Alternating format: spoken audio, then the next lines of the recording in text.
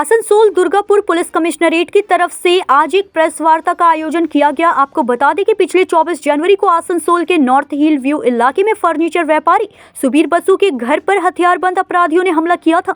हमले के समय सुबीर बसु की वजह से अपराधी अपने मंसूबे में कामयाब नहीं हुए और भाग खड़े हुए। आज की प्रेस मीट में डीसी सेंट्रल ध्रुव दास ने पत्रकारों को बताया कि इस मामले में अब तक कुल 4 लोगों को गिरफ्तार किया गया। गिरफ्तार लोगों के नाम है सादाब अहमद, अखिलेश सिंह, शम्स तबरेज खान, रघुनाथ कर्मकार।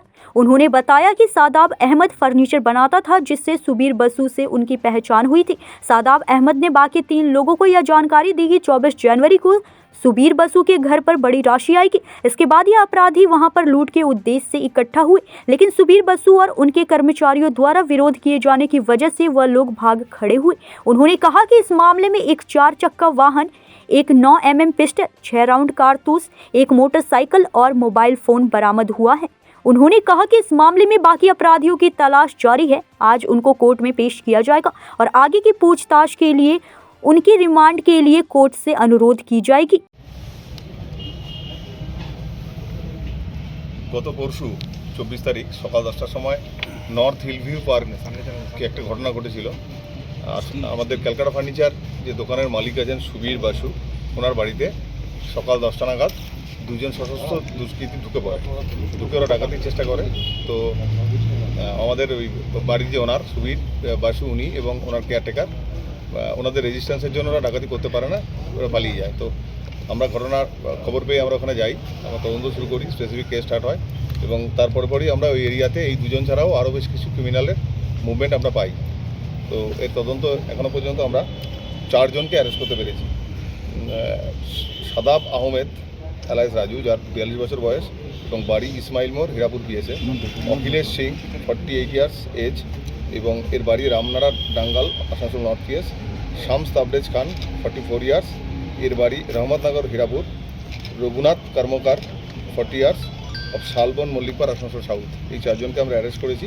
অ্যারেস্ট করে আমরা যেটা জানতে পেরেছি যে এই সাদাব আহমেদ যে আছে, এ ফার্নিচার তৈরি করে এই ক্যালকাটা ফার্নিচার দোকানে ফার্নিচার দেয় এবং এর ব্যবসায়িক সূত্রে আপনার সুবীর বাসুর বাড়িতে যাতায়াত ছিল। তো এরই খবর ছিল, এই বাকি আসামি ক্রিমিনালদের খবর দেয় যে ওর বাড়িতে ওই দিন একটা মোটা অঙ্কের টাকা আসার কথা আছে এবং সেইভাবে ওরা অপারেশন প্ল্যান করে। এই অপারেশনে এরা 4 জন ছাড়া আরও বেশ কিছু ক্রিমিনালের ইনভলভমেন্ট আমরা পেয়েছি। তো এরা প্রত্যেকে আগে রেকি করে আমরা এই অপারেশন প্ল্যান করে ডাকাতি করতে গেছিলো, কিন্তু রেজিস্ট্রেশনের জন্য ডাকাতি করতে পারেনি। আমরা এখনও পর্যন্ত সিজার করেছি, এই অপারেশনে ইউজ করেছে একটা সুজুকি ফ্রংস 4 হুইলার, যেটা আমরা, যার মালিক হচ্ছে শামস তাবরেজ খান। ওই গাড়িটা সিজ করেছি এবং ওই গাড়ির ভেতরে একটা ফায়ার আর্মসও আমরা পাই, যেটা এই ক্রাইমে ইউজ হয়েছে। একটা 9 mm পিস্তল এবং তার সঙ্গে 6 রাউন্ড অ্যামুনেশন।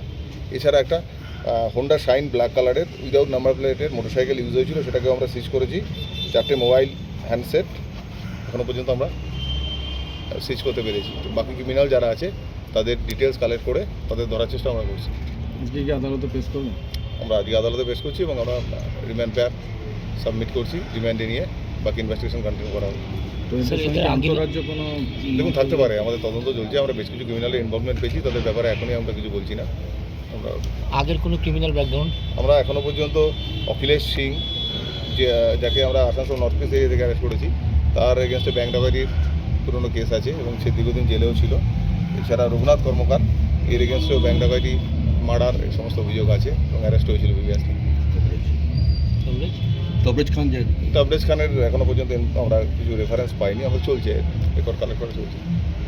এদের বাড়ির সাথে কারোর বিদেশের কোনো যোগাযোগ বা পাসপোর্ট এরকম কিছু স্যার? না, এখনও পর্যন্ত সেরকম কিছু নেই।